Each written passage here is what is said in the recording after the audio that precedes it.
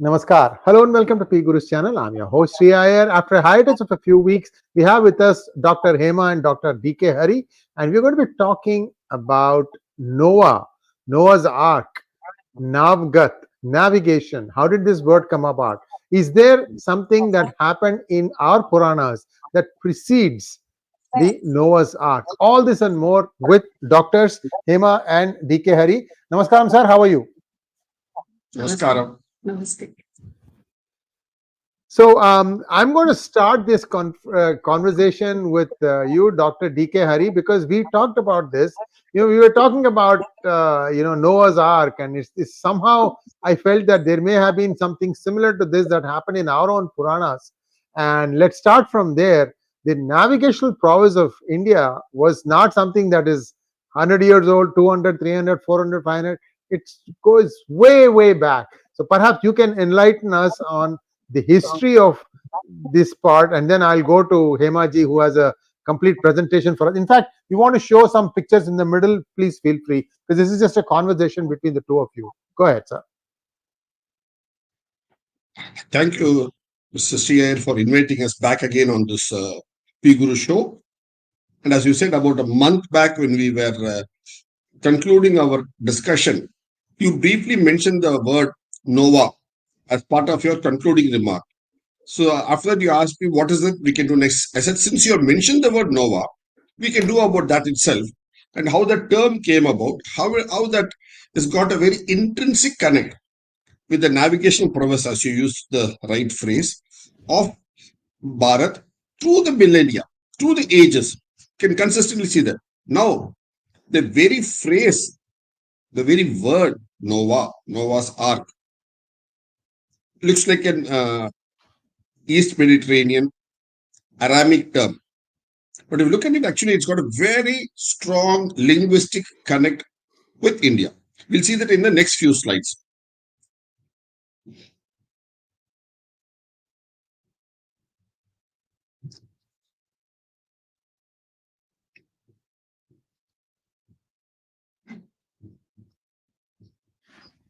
Just give us a moment to get our slides ready. It's there. You just got to connect up. That's all.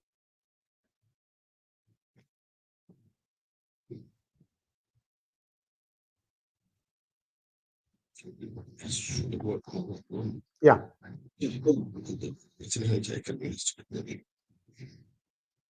So look at the word, Indian word, Nav, Navai, in the Tamil language, which the three of us are from, and the Indian word Nav. So there's not much difference between the word Nav in Sanskrit and the word Navai in Tamil, and the English word Navy and the word Nova here, from which comes the word navigate, navigation. Let's see the connect now. So if you see the word in India now, when it goes to the East Mediterranean Sea, it becomes Nova. And from there, when it goes to England, the British word, the Navy, look at the word linguistic, phonetic connect across the land, across millennia, across seas. And this is not limited only here. You can see this connect even across the Pacific Ocean. When we say even across the Pacific Ocean, you should remember, we are not showing America, the United States of America, or the North and South America to the west of the Atlantic Ocean. Bharat. We are not showing it to the west of Atlantic Ocean. We are showing it to the east of the Pacific Ocean. It's a very specific reason for this.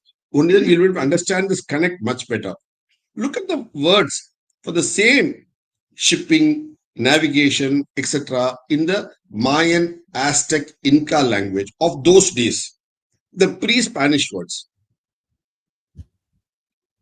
Nahuatl, Nava, Navata, Nahuta, Anuha. Look at all these words, and let's get back to this connect between Nav, Navai, Nova. It just hits us on the face, isn't it?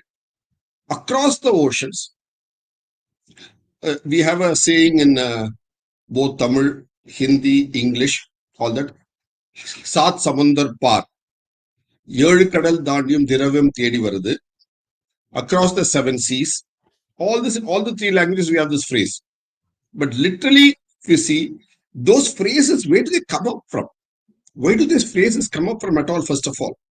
Because you see that there has been an intrinsic, very, very ancient connect over the seas, not centuries ago, not even 1 millennia ago, but probably 4, 5, 6 millennia ago, when we are generally taught to think or told that about Stone Age and pre-Stone Age, post-Stone Age, all those things. But here you're talking about a navigational age across era, because Noah's Ark, as we all know from the biblical term, is at least 3 to 4 millennia ago, isn't it?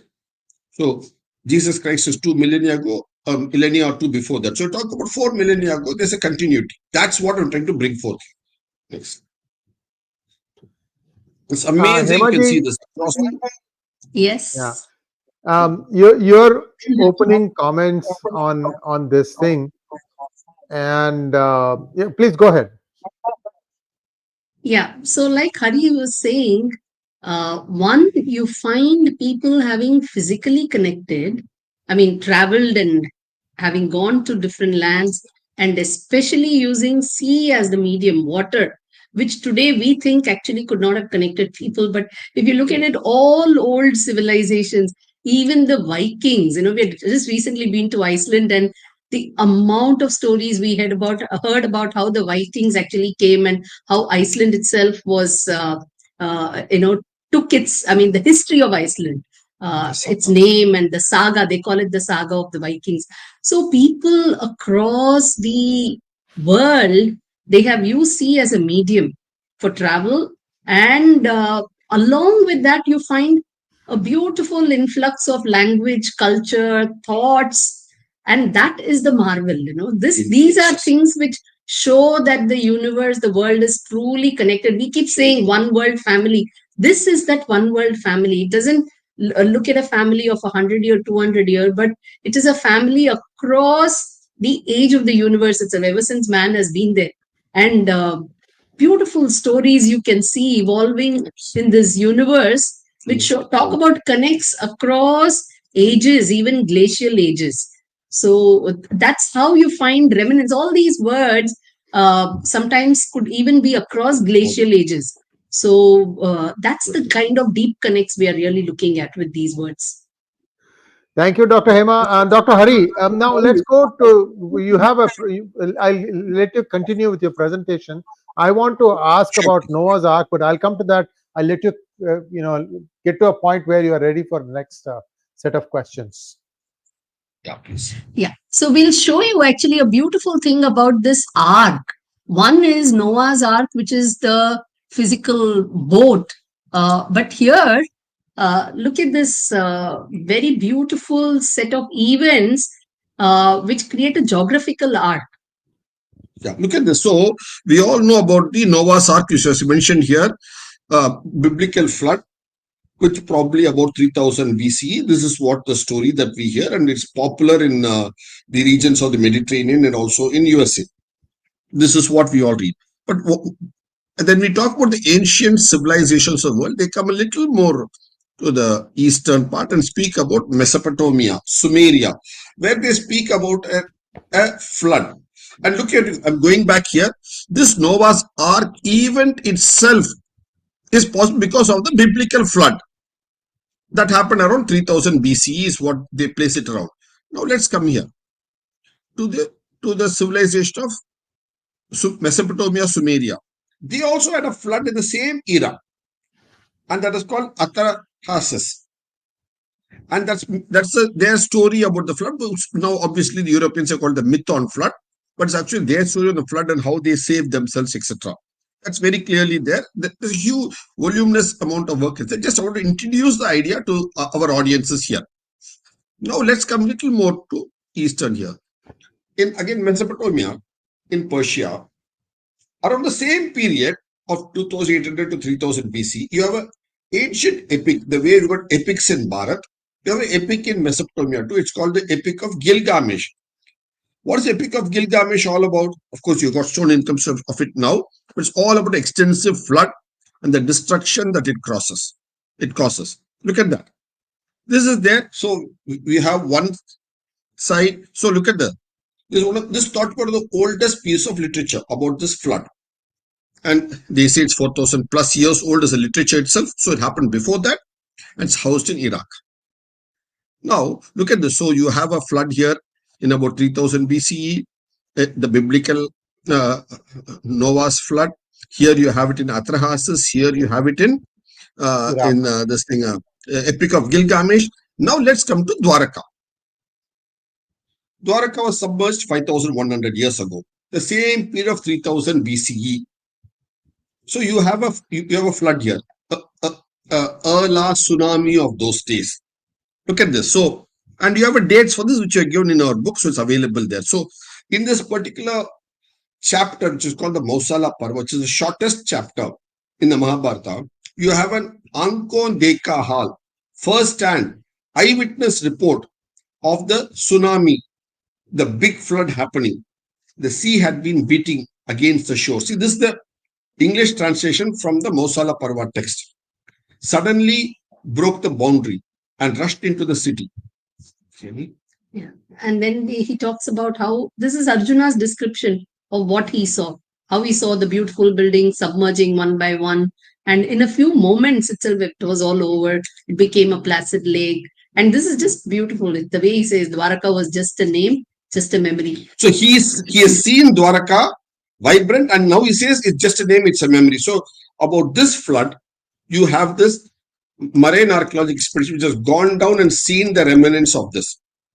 That is also available with us now, isn't it? So you have evidence for the submerged city, its walls, the fort, the anchors. This is the underwater. It's a veritable underwater museum for us now of the structures that were there, the pre-tsunami or the the great flood in the geographical arc. Now let's come down to Tamil. Before we go to Tamil, I have one question. Before we go to Tamil, this is after the Mahabharata war or before the Mahabharata war? Dwaraka submerged. 36 years after the Mahabharata war. This is in the year 3031 BCE. I see. We have written a book on this. It's available. It's called Triple Eclipse, our book, as well as in our book Historical Krishna. Both the books we give all these details, same details we give there. Wonderful, wonderful. Now we come to, you can mention our books there in the thing, you can show it there. Now, in the Kumari Kandam, submergence of the lost continent. The Tamil Sangam literature, you find these mentions. You have a epic, what they call as 𝗏𝗏𝗏, 𝗏𝗏𝗏𝗏, that washes. And all the people are compelled to migrate. So we made a painting of this. And here is the Raja, the Pandya Raja, leading his people who are all going up front, and he's coming last. He's leading, but from the back. He's leading from the back. Pushing people. Yes. Everybody, because he's the king. And look at this. The epic shows about how the flood waters come and wash his feet. So he's talking about he safely taking all his people up north when the flood hits them. So that's about this particular Pandya Raja. And he is also known as Nilam Taru Tiruvil Pandya, because he takes people, and this mass migration happens from south to north. Look at this. We don't have a migration from north to south in Tamil literature. We have a migration from south to north. And he takes his people, and that's how he crosses northwards. So that's where you have mentioned about the Pahuruli Aaru and various aspects, Podigai Malai. So people moving northwards and crossing the rivers and crossing. So that's what the story is. Look at this. So we just made an animation of the mass fleeing as mentioned in the Tamil literature, ancient Sangam literature, of people carrying their belongings because of this flooding and moving northwards. The whole continent, the whole region is supposed to, and this is not just one. I mean, there were many, but this is the one which is of the same time period, contemporaneous to these other floods that we have just seen, the Dwaraka or the Mesopotamia. So this is around the same 5,000-year-old period. 5,000 before present. Right. Look at this. 5,000 So years back. he takes all these people safely, goes, and it's so beautifully poetically says, the waves come and wash his feet. Of course, that's the beauty of the literature, Tamil literature. And where is it mentioned? It's mentioned in all these texts. Tolkappiyam, Silappatikaram, Manimegalai, Purananuru, Kalittogai, Kuruntogai, Kambaramayana. Everywhere, see, it's mentioned across text. That's the beauty of it. Now, having said, look at this now. So actually what we're really seeing here beautifully, over here, you're seeing a description about people's reaction to the flood, how they migrate and the stories around that. Here you're seeing the description of the flooding event, how there is a tsunami, the description of what happened when the tsunami, in fact, it goes into about the behavior of animals and so on and so forth. And here you talk about the legends of the people, how they've documented it. And Gilgamesh, Atrahasis and all that. As much as Krishna is a hero for Dwaraka, Gilgamesh is a hero for Mesopotamia, same period. And in Noah's Ark, what are you seeing? You're seeing how people were saved, rescued, animals, how they sought to continue after the flood. So you're seeing a flood in a same geographically connected region. And this is also an ark and contemporaneous flooding period, but different aspects of the flooding. Now, one key point. See, if you're going to have a tsunami, as you had 15 years ago in Sumatra, it doesn't affect one Nagara or city or just one island. You know, it affected from East Africa to Sri Lanka to India to different parts of Indonesia to all over, you know, it affected. It hit people. So, if a tsunami of probably much larger magnitude had some eruption happen and come again, that's a different. So we have the data for that. That's for a different date, really. You see that then you cannot have affected one city alone.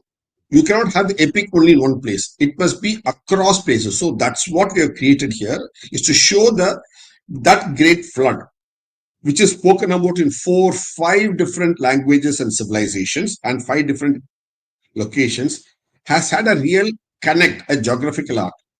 So Noah's Ark not only speaks about the phonetic similarity of the people spread all over the world, the word Noah's Ark also gives us, and the event gives us, this geographical arc. Which is actually a shared history of all these civilizations.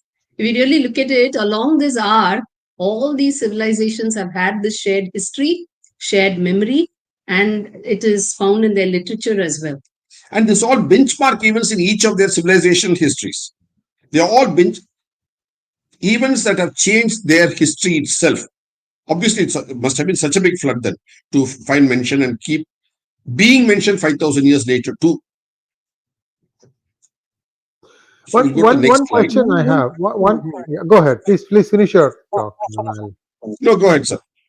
Ask your question. No, my question is, let us set it up. Yeah. Okay, great. Yeah. Go to slide mode, please. Yeah, thank you. Yeah.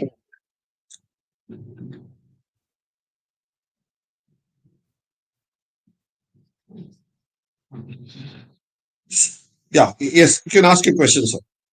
The question is, if you go back to that thing where you said that Kumari, Kandam, the Raja is going.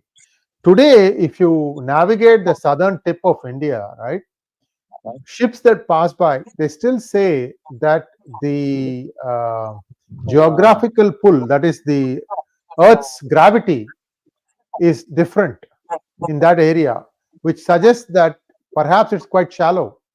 Now, the question I have is, how far did this Kumari Kandam go?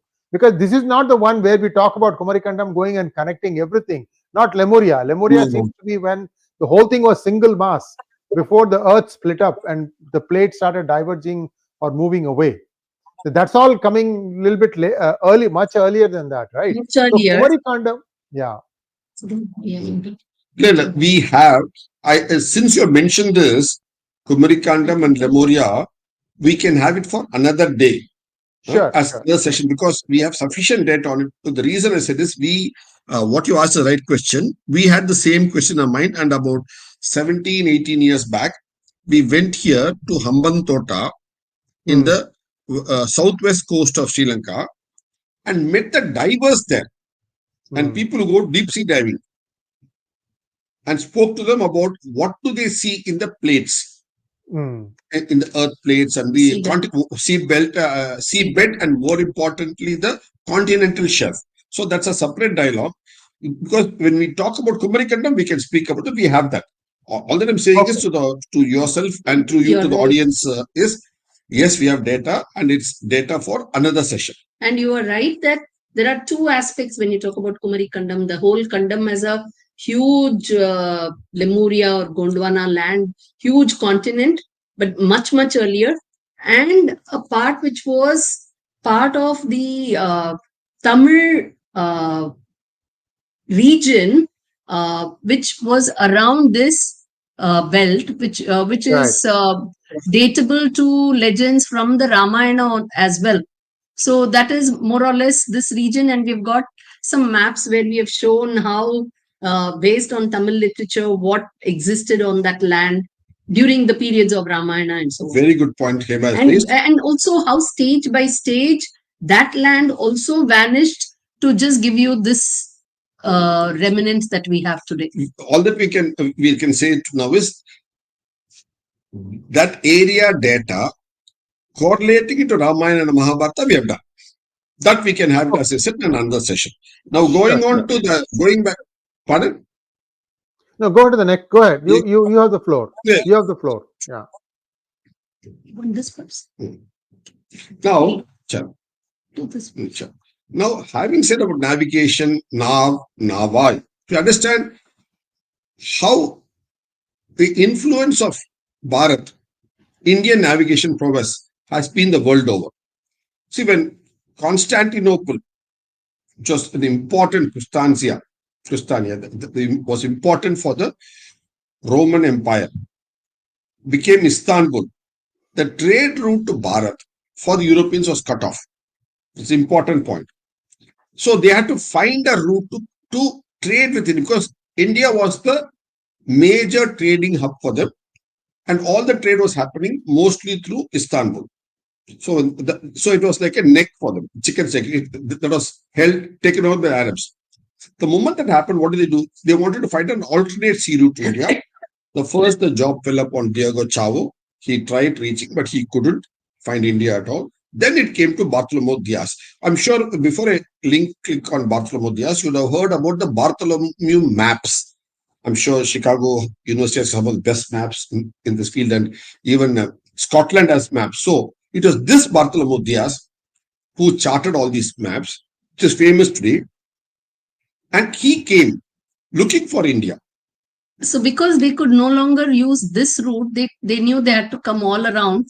So that's the first time they start trying to go around Africa. And look at this. When his ship comes up to the southern horn of Africa, it sinks. And he is not able to cross over.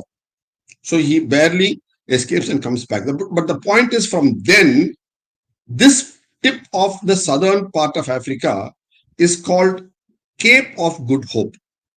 Why is it called Cape of Good Hope? Because that's obviously it's a cape. If you cross this, it is good hope to reach India.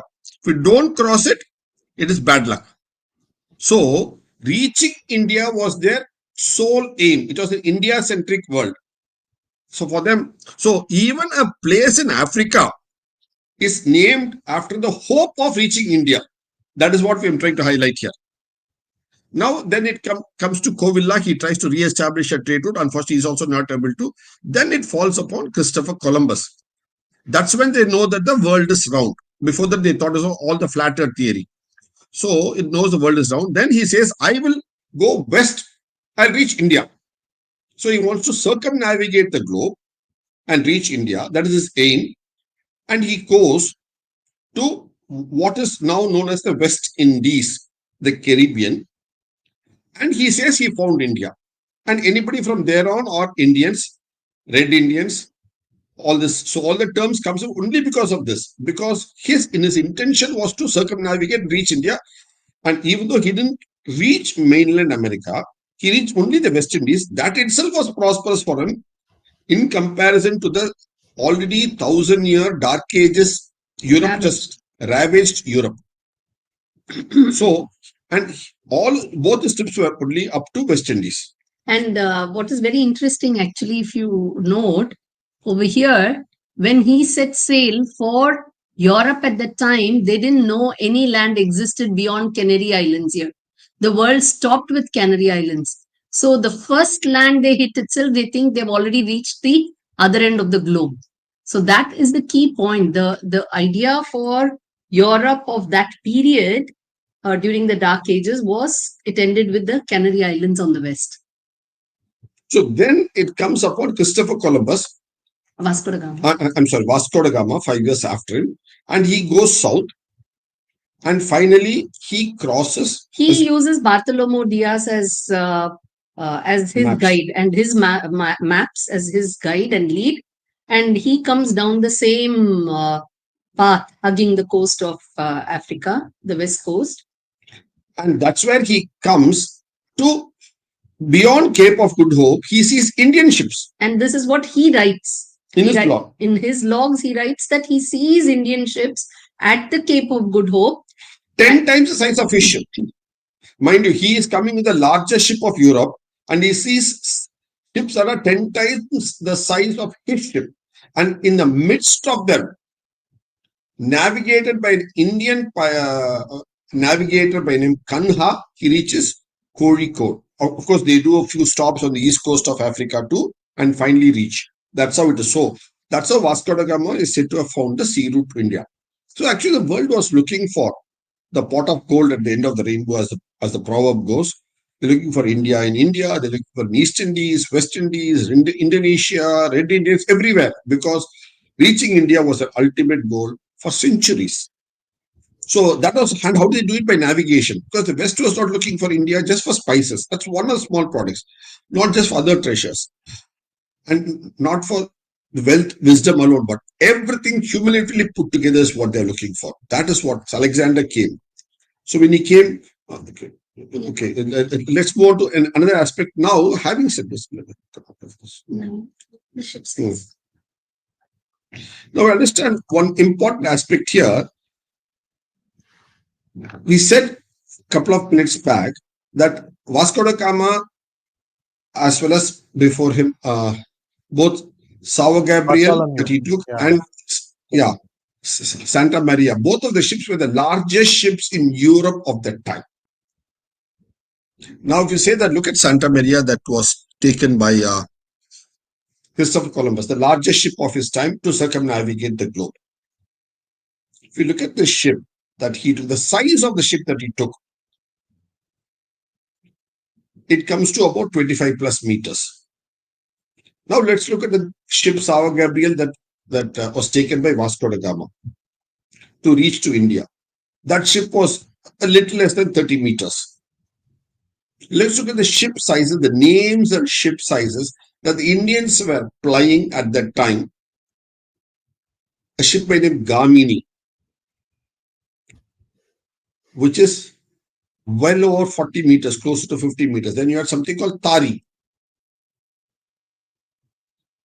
This goes to 55 meters. Then you have Jangala. That goes to 60 plus meters. Plavini. That goes to 70 plus meters. Dharini, that which bears.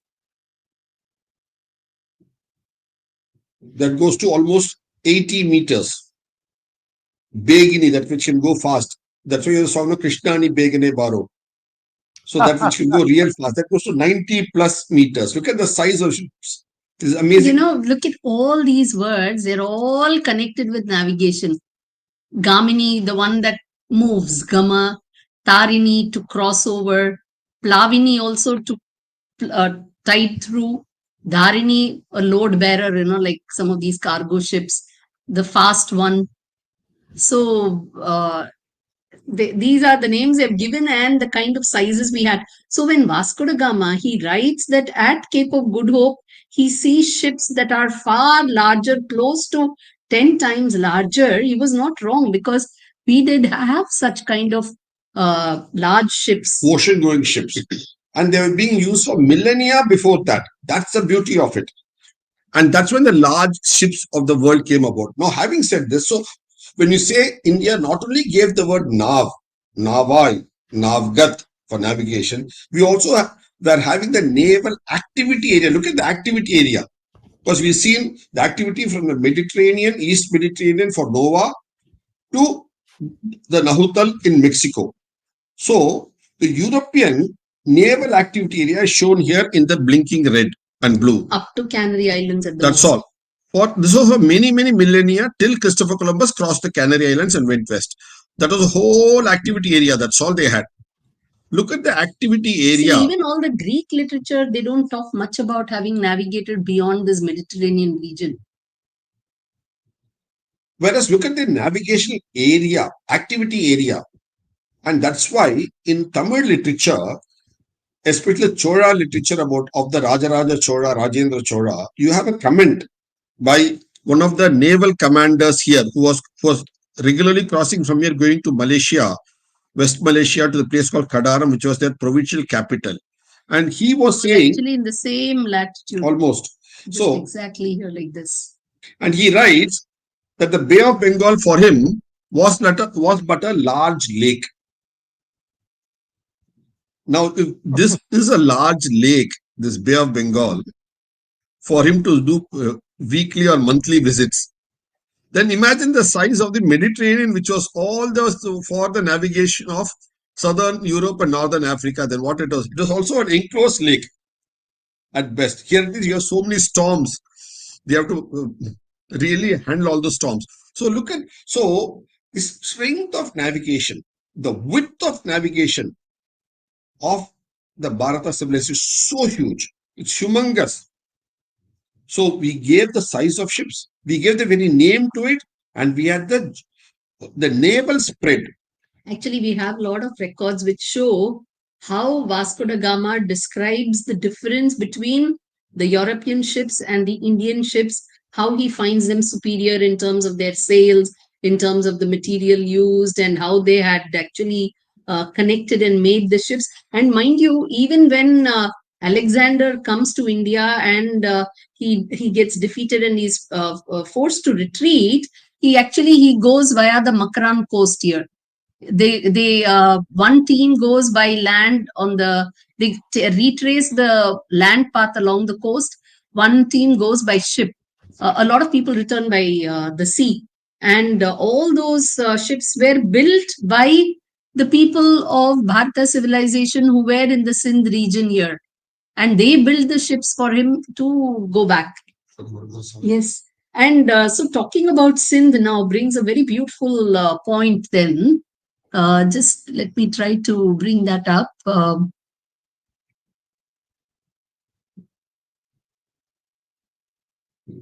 think, right? Yeah. Now look at this. Obviously for the seas, the waters, the oceans, the Deva is Varuna. And this is the temple, perhaps the only one right now for Varun Dev. In fact, it's very rare to find temples for the Devas, the Agni and Varuna and all that. You do find some for Indra here and there in Southeast Asia.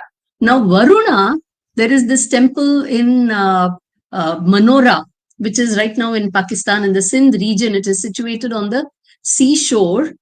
And Varuna typically, being the god of waters, he has also got a Makara as his Vahana. But look at that. This is Sindh. Okay. And the Varuna temple is here.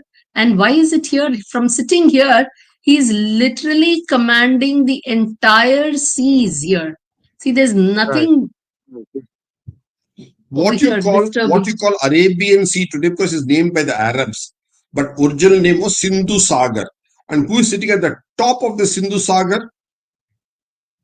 Varuna, Varuna. the Deva for all the water. See how beautifully we had positioned it. Even now that temple is there. That's why you look at the logo of the Indian Navy. It's Shanno Varunaha. So it's so apt that the civilization through the ages had. So this. I'll just show the picture of the temple today. Yes, one of the recent. This in our book. So here it is at Karachi. This we have written in one of our books. Actually, in our book, Breaking the Myths About Identity, there's a full chapter called Pakistan, a Land of Hindu Temples. We have identified about 100 plus Hindu temples in Pakistan. This is the chapter. This whole chapter is called Pakistan, a Land of Hindu Temples. So we've taken up each temple over here, each Multan. one of them. But that itself is a beautiful. It's a chapter by itself in our book for reading. It's a separate story, but this is to show you this Varun Dev temple here. And so look at the temple there on the coast. Look at this. How it majestically holds the whole coast, the whole arc. So we spoke about the biblical Noah's Ark, we spoke of the geographical arc, we spoke of the Navy word arc, and we speak about the Varuna's arc here of the Sindhu Sagar. And for them, 𝗤𝙧𝙤𝙪 is their divinity. He is a Siddhis. Incarnation of Varun Dev and 𝗤𝙧𝙤𝙪. And so you find that pictures there at the temple now, of course, very dilapidated. And Sree Varun Dev Mandir, it is here. Very clear written there. This is in Pakistan now. And in there you have in that temple Ram, Sita, and Lakshmana in the forest. But see here, Sree Varun Dev Mandir. Obviously, it's all in Karachi. It's all last renovated about 75-80 years ago. Not after that. Unfortunate situation. So, and all this actually bring out a very beautiful aspect of the Sindhis as well. If you look at it a lot, when you say those people were looking for India and all that, the wealth from India which was being traded, much of it was because of the Sindhis who were sitting right up there and had access to all the different regions from the sea. And this is so close to Karachi, see, just on the outskirts of Karachi. Right. Just so close to Karachi, and beyond that is Hingalaj Mata. Okay, so fine. The point that comes out very starkly from all this is this. I mean, how does it have a bearing for us today? See, what has happened, another beautiful story is what happened if there was so much prowess. How did it all get wrecked systematically? It was wrecked deliberately, systematically, and in a very short period. While it reigned supreme for millennia, it came down. The decline was in a few decades itself. And that's a very different story, very sad story. We can do it another day, but just want to tell you that input is also available for a different day. But the point is what Hema is trying to get across quickly is that look at the length of the indented coastline that Bharat has with so many sheltered harbors. Look at this size of the coastline. Many countries the world over will vie for such coastlines. And all of them are warm water coastline. That's a fundamental difference.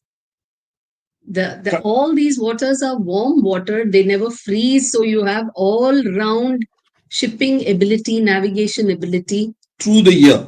For all 366 days of the year, you got navigation abilities.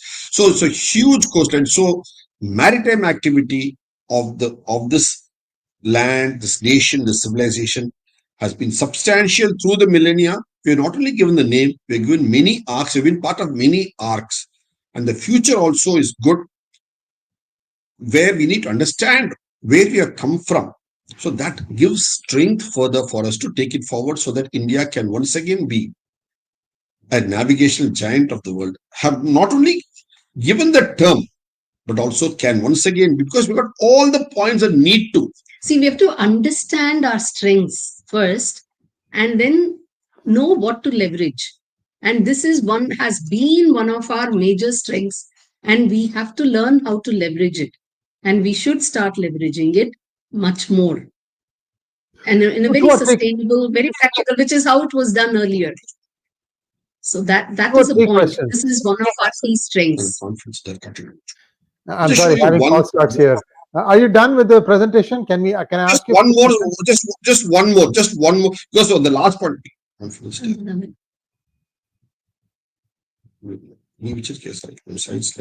Oh, okay. Just a moment. Just show you once. This is what we want to show. What Hema said just now is valid, good, because we should have the confidence and dare. Because if we have to now get back that navigational absolute supremacy position, you need confidence, you need dare. In each field, here more so in the field of navigation. Thank you. You know, I was thinking that Shanno Mitra Shan Varunaha. I thought that was from Taittiriya Upanishad. Shanna Indro Brahaspatihi Sanno Vishnu Namo Brahmane Namaste Vayu. Absolutely, it is. Vayu. Because he is the Vayu. Without the Vayu, where can you Varuna both? So you need it next. Yeah. He is too. Viewers, yes. I hope you guys are liking this video because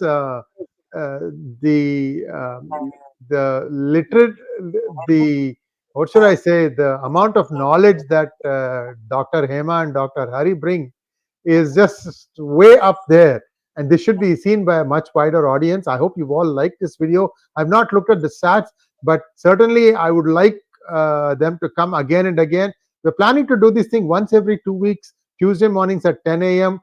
time permitting and place permitting. If they're not traveling, if I'm not traveling, we should have it like this. So this is the idea. But see how many things that are coming out. It's all written. They have books. You can go to bharatgyan.org, right? .com. Yeah, 𝗣𝗚𝗂𝘁𝗲𝗄𝑔𝑦𝑎𝑛.com, and I think also .org. You can choose either one. All the books are available there, and they are fantastic researchers. Now I have some questions. If the PowerPoint presentation is over, I would like to ask some tough questions. Sure. Because I've been struggling with the answers for a long time. Also, I was too lazy to find the answers. I knew if I ask you, you will give me the answer just like that. So, first question is, warm waters, fine. But the navigation was mostly because of the winds. So, in other words, I've heard this, I don't know how true this is, that it took 6 months for you to turn around and come back. In other words, you could go from, say, India to Malaysia, but then you had to wait for the winds to turn before you could come back. They couldn't row it across. Is it true or not? No. They were. That's why I told you in the earlier statement that the very confident statement, it's a recorded statement that's available of the admiral of the Chola naval fleet. He's saying that what you call today Bay of Bengal, Vangakadal, was also called Ganga Sagar then, because the Ganga was draining into it. And he says so not just one Ganga, many Gangas. That's a different point. We'll come to it another day. Why it is many Gangas, not just one Bhagirathi Ganga, many other Gangas too. That's a different point. But the point, what he calls it, it's but a large lake. And they're going that many times. People are going up and down. He says that there are lots of people just going up and down. See, they use the water currents, no doubt. They use the winds, but they were not dependent on it alone. They had a variety of ways. And mind you, the ships were so large, they could take elephants in it. And there's a beautiful wall sculpture, a panel in Odisha, which shows elephant on the... In the Maritime Museum, they have a panel they got of elephants being taken. Because today, when you go from one port to another to offload goods, you use a crane. They carried the crane. They carried the cranes with them in the ship. Because they have to offload goods in every port. Look at the ingenuity, and so much more sustainable in a way. You feed the elephant, look after it. And that helps you. So look at the size of the ships for them to carry an elephant in it. One thing we are... Not a boat. We have actually spoken for an hour on the aspect of the communication skill of Bharata people. these people are going to foreign lands. See, one is all the technical. In fact, in the book Made in India, we have dealt with how things were made in India and were sold, traded, taking the ships. But we have dealt a lot with how we traded with ships itself. We used to build ships and sell ships too. Ships was a commodity, trading commodity. See, you could be a navigator. You can navigate, but we also sold ships. And so we had so many skills: ship building skill, ship navigating skill, and also fighting skill with the Navy, and trading using the ships. And these traders, that's something we really overlook, especially in India when we talk about people who went for war and trading community. We just say traders, but we discount the fact that traders had equal amount of guts and gumption, because if they are going by seas to some unknown land, they are also going. Imagine the amount of courage it needs to go to some unknown land, speak, convince the people of that unknown land to buy your product, tell them that this is good. You don't know the language, but you have to convince them to buy it at your profit. And you should plan in advance, because sometimes actually it's not just spices. We didn't trade in spices alone. We traded in heavy goods, steel and all that.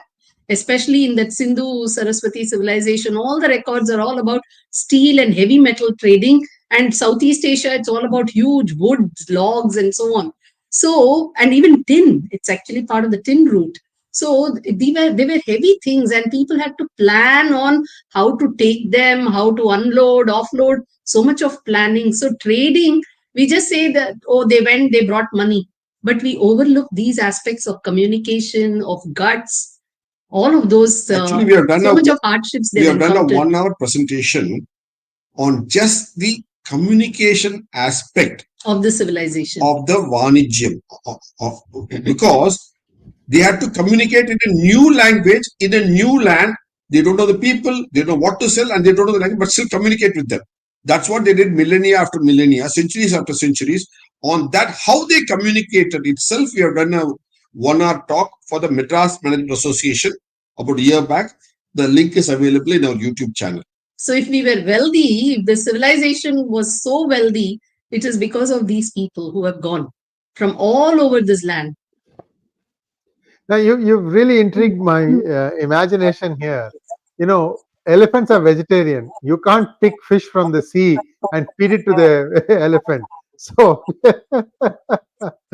did they have a separate ship for the food for the elephant? I've seen the elephant being fed. It is like a mini football. Every morsel is like a mini football. The mahout will just bounce it around, big thing, and then he'll give it. And when it opens its mouth, you see how small it is. And in one gulp, it swallows it. Yeah, it's one gulp. That's and it needs so many bucketfuls of. I think I can show you that slide if you want, of that elephant being carried. We have that slide with us. Oh, go ahead and pull it up. Yeah. So while one is doing that, I'll ask the other person this question.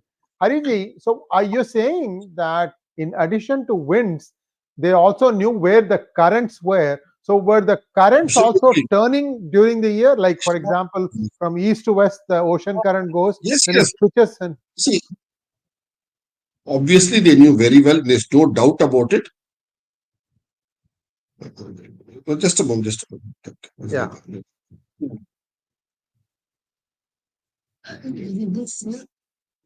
Just 1 second. That's a very interesting panel. It's still there in the Maritime Museum in Odisha.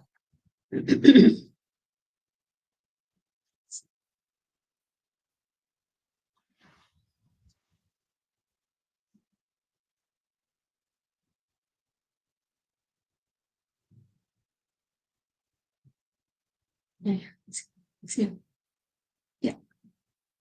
Yeah, it's here. So you can see this is a stone panel. I'll have to share screen, is it? Yeah, just give me 1 second. Are we sharing screen? I'll put it up.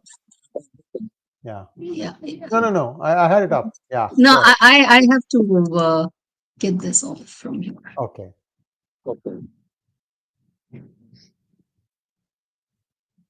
So this is that stone panel where you can see the elephant here. Inside the ship. Can you see that? Oh, nice. Now I see it. Now. Yeah. See, there is one fellow here and one on the next ship. They've distributed the load. Different people. So they are rowing, but these are all small ships, though. That this is a stone panel. See, the stone panel is indicative. It's just indicative at best. It's just see. This is part of this is in the Maritime Museum in Cuttack. Even the one in Egypt shows. Egypt also shows this. There's one in Egypt also, which actually shows elephants coming in ship from southeast of Egypt. That's obviously the Malabar. Now, I yeah. 52 minutes. So let's get back to my question. How was when the winds were not there? How would they find their way back to India? 2 points I want to say here. We actually mention this when we speak in our Hindu University America class. Which is a more comfortable time for navigation, day or night? You're asking me? I would say yes, night. Sir. I would say night. Yes, you absolutely, because in day you have only one star. That is the sun you have to follow. In the night, you have 1,000 stars, which are actually naksha. That's why they are nakshatra. They map not only the sky, they map the ocean for you. So they have navigated. So while they have navigated, the navigators, and they were very good astronomers as well. So they were looking at the sky and navigating on the seas. So similarly, the ocean currents are different from the winds on the surface of the ocean. So you understand. So what you're talking about is the surface winds. Those are seasonal. The currents in the ocean and their movements are actually quite different too. So you have to understand there are two things happening. One, you need the sails to make use of the winds that are on the surface. You also need to understand the ocean currents. This comes with decades and centuries and millennia of data. Actually, we have probably some other, because today almost close to 1 hour. We can show you. We have a proper animation of how if you cut the log in the Iravati Nadi of Burma and leave it there, you can collect it in the east coast of Chettinad. And it's numbered and cut and put there. Just by ocean currents, it comes here and you can pick it up in the ocean here. You don't have to lug them along. How does it navigate itself? That's what. So it that's would find its way home here. So you should understand there are different underwater currents, there are different water currents, there are different air movements. So air movements on the surface is not the only way. That's why I use the simile to show that there is what you see in the sky is what you navigate on the surface. So a different level. And for this, it is not enough if you navigate for 10 years, 20 years. You need to have navigation skills, prowess that go across centuries and millennia. And the compiled data of it with this, what they do. So you're talking about a different deal totally. So a very deep deal. Well, let me. I'm trying to picturize this. India didn't have paper in the current form. There was 𝗤𝗟𝗏 𝗤𝗟 is where they wrote all this stuff. They must have had cartographers. They must have definitely had cartographers. There would be somebody who's actually making notes. Kanakku Pillai will be there, accountant for the ship, what's coming, what's going, what is there, and everything. So I mean, all this was already defined in this. My question to you is: so are they just navigating with stars? Supposing it is cloudy at night, how would they navigate? I have an idea. I'm going to ask you that question. If you don't answer that way, then I'll ask you that question. See, cloudiness is again very, what do you call, part of the time. You see, when they start off, they know when, what is there. That is why one of the greatest navigational utsav of Bharat, celebrated to this year, is called the Bali Jatra. Actually, we showed you a glimpse of it. It starts from Cuttack, from Mahanadi, and goes all the way up to the Indonesian island of Bali. And it was an annual Jatra which happened in the Kartika month. So it would open the window for navigation. And the season for navigation starts. It restarts. It was not one ship, two ships. It was 1,000 ships were set sail from Odisha Mahanadi coast alone towards the Southeast Asian islands of Indonesia. And it's even now celebrated as Bali Jatra. Actually, it was reenacted in 1982 by the senior Sree 𝗤𝙗𝙗𝘗 𝗤𝙗𝙗𝘗𝘗. He made it into an annual Jatra for the Odisha government, even though celebrated. There's a beautiful arch there. So like that, every place has its extremely high degree of navigation. That's why, okay, on the session we'll do about the Patnams. That's a different, Patnams is a different, of course. How many Patnams do you have? Machilipatnam, Madras Patnam, Chennapatnam, Nagapatnam. So we'll deal with that. Why Patnams? Why are they called Patnams? Why are Patnams there? That's a question. I don't know. See, of course, and there are Patnams along the coast. There are Patnams inside also. Why? Oh, I'm sure that is possible. This land has exploited water. I wouldn't want to use the word exploited. It has leveraged water so beautifully. So beautifully. River water, sea water. Amazing, I tell you. I mean, we are at a loss sometimes, you know. Explaining as to how all they have leveraged the waters, both internal navigation and overseas navigation. It's been the lifeline of the civilization, and it is water that continues to, it coursed through the civilization, it courses even now. Even internal navigation.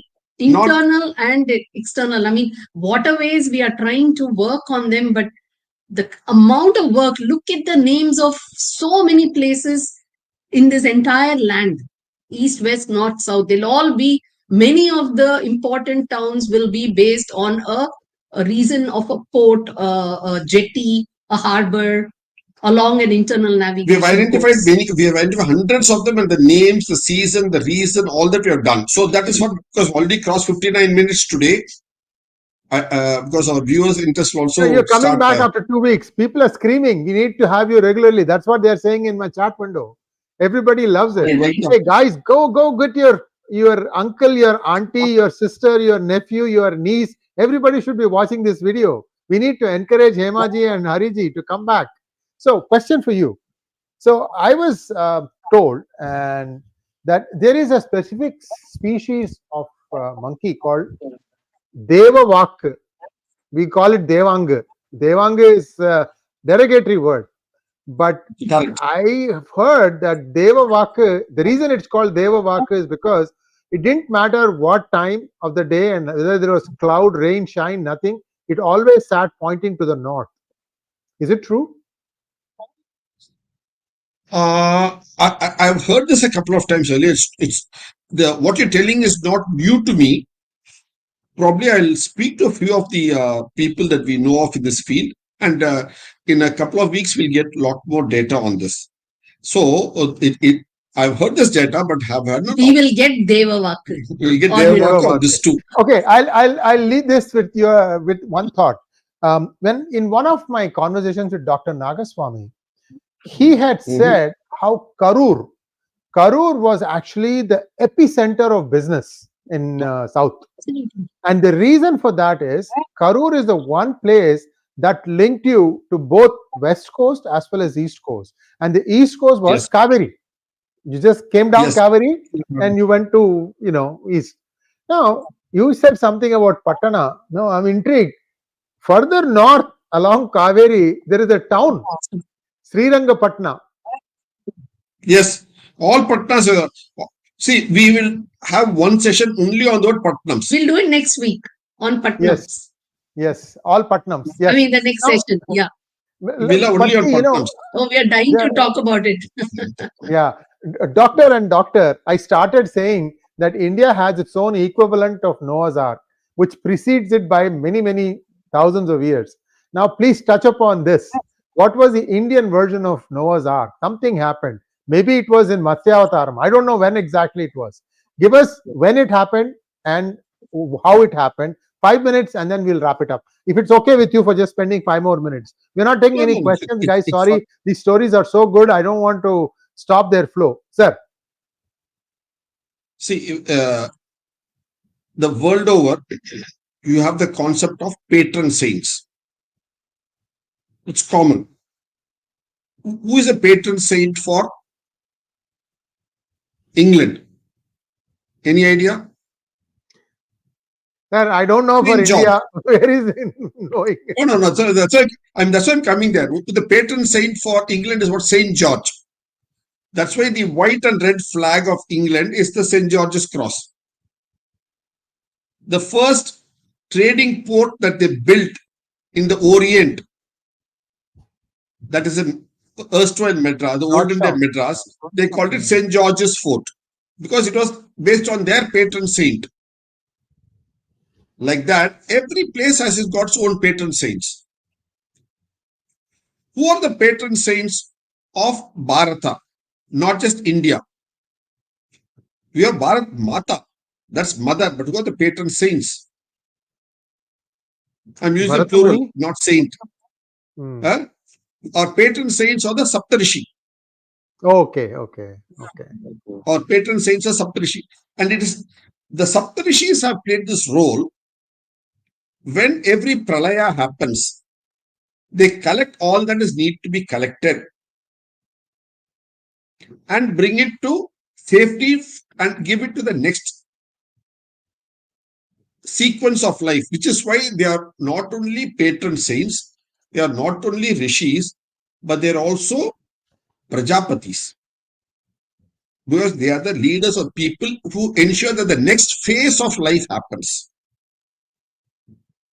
So they are, and when their stars in the north, in the northern sky, what you today call the Ursa Major, 𝗤𝙗𝙗 Mandala, Great right? Dipper, 𝗤𝙗𝙗 Mandalam. So Great Bear. So these patron saints have a role. So they have a very historical role and repetitive role of whenever a pralayam happens of any form. Pralayam need not be only by water, need not be only a jala pralayam. There can be many types of pralayam, many elemental forms. For purpose of sketch, you have been shown a jala pralayam. Of the Noah's Ark idea is also similar to that. Very similar to that idea of the jala pralayam of when it happens. And the pralayam could be right from every night when you go to bed, when you sleep, that is also a nitya pralayam in you personally. There are different pralayams for different islands, for different places, for the whole world as such, for the solar system as such. So different layers of pralayams are there. Layam, merging together, pralayam, that special merges. So from that merge, you have to emerge. Who creates that emerge for you from that merge? So you need people. So that is where the idea of the ark, the Noah's Ark. What is actually ark finally? Why is it an ark? Why do you have the same word ark in Konarak? What is sun called? Arka. Sun is also Arka. So you're all talking sun, about... I thought it was called Mitra. I didn't know sun had another name called Ark, sir. Oh, Arka is a name. Mitra is friend because it's your only friend. Because you leave that your next friend is Proxima Centauri, which is so many astronomical light years away. And incidentally, actually, it's Proxima Centauri, which is called Mitra in astronomy, because it's our closest friend to our friend. So Proxima Centauri is Mitra in the sky because it's Mitra to our Mitra. It's a friend's friend. He's the best friend. BFF. BFF. Okay. So we made a film on Mitra, Proxima Centauri. It's there in our Wonders of Indian Astronomy playlist.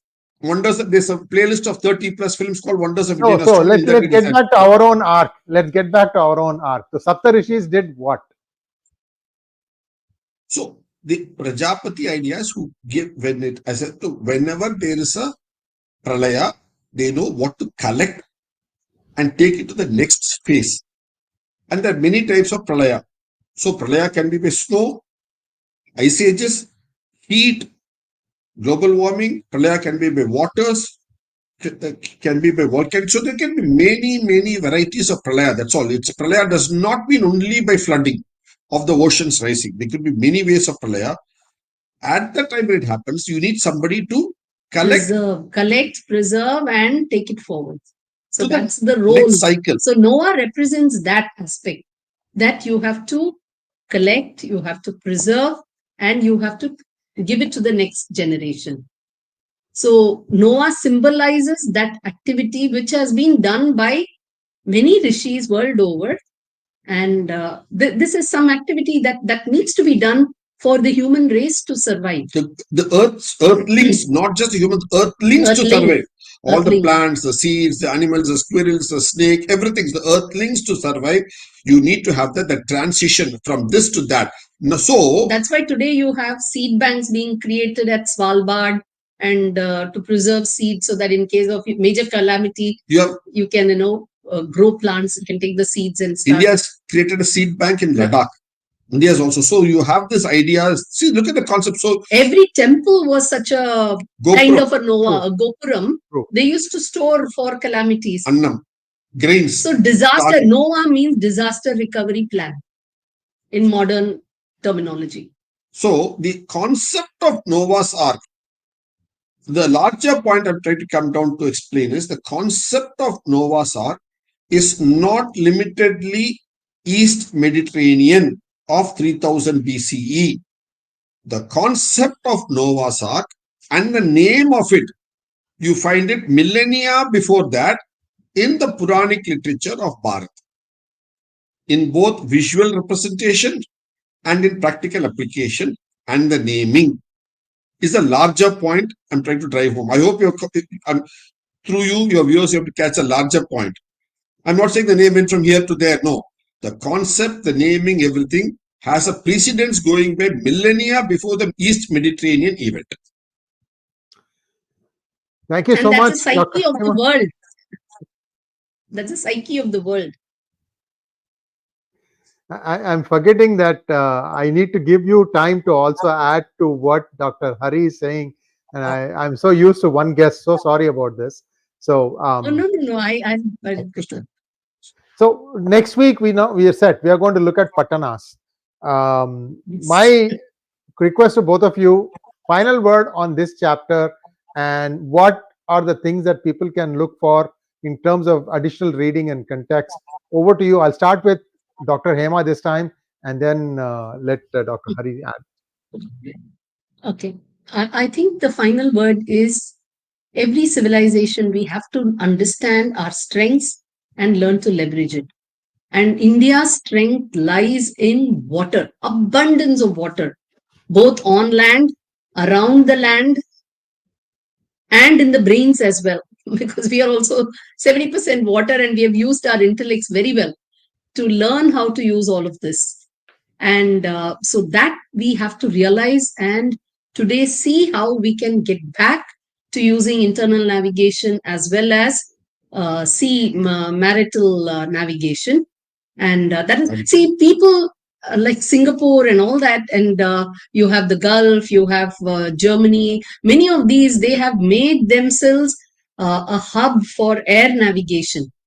And with such a large coast, we have to see how we can leverage that and become a center point for trade and various other activities. So that is one thing. And regarding where we have written about it a lot is one in our book, Made in India, of the Brand Bharat series in the Autobiography of India collection. Our entire compendium, we call it Autobiography of India. And in that, in Brand Bharat, we have the first volume, which is called Made in India, about all the heavy goods that were made here and traded, brought wealth to the land. And so how were they traded? Close to 1/3 or 1/4 of the book is about navigation, how we traded using ships, the skills we had, how we even traded ships. And we've also spoken a lot about the decline of this industry, what caused it to, decline as well? And people, how did we revive? How did we even come to the stage where we have some of the docks and harbors today, and we are slowly building back our strength with that confidence? So that little bit of history also. Who are those early people who helped bring back navigation to independent India? Dr. So Hari. that covers that. You are an American citizen. Why do you want to bring that in, sir? No. I have a very, very specific purpose. I'm trying very hard to not become that. No. You are now speaking from the land of United States of America, and we are here in India. Obviously, you have a wonderful national anthem. Yes. Yes. And who penned the national anthem of United States of America? Francis Scott When Key. did he pen it? Where did he pen it? Where did he pen it from? I know. He was captured as a he was captured, and there was a ship, the East India Company, Britishers were running, and that ship was actually built in India. I remember all that stuff. Rajiv Malhotra has done a couple of sessions on this. I remember that. Good. So so we written that in our book, how it's an Indian built ship that was docked in the port of USA, from which the national anthem Baltimore. of Maryland, Baltimore, from where this. So it was from an Indian made ship on the east coast of USA that the national anthem of United States of America was penned. So for what was penned, I think there's a strong Indian connect to the national anthem of United States of America. So that is a navigational connect. So that's a high point. So look at this. Not only did this, we had a key role to play in that. Yes, indeed. And we'll be back again 2 weeks from now, and we're going to follow this series for a while. All you need to do, viewers, is to spread the word, and also by way of comments, please tell us how you like this content. And they are an encyclopedia of knowledge. Every time I go to their house, my hair starts growing back. That's how good they are. So I don't mean it I mean seriously, and treasure house of information. And I consider it my luck that they treat me like a friend, and I'm likewise, I'm trying my best to keep up with all the generosity and hospitality they provide. Dr. Hari sounds better. It's like a movie name. Thank you so much, and we'll be back again in 2 weeks' time, viewers. And thank you so much. Namaskar. Thank you. Namaskar.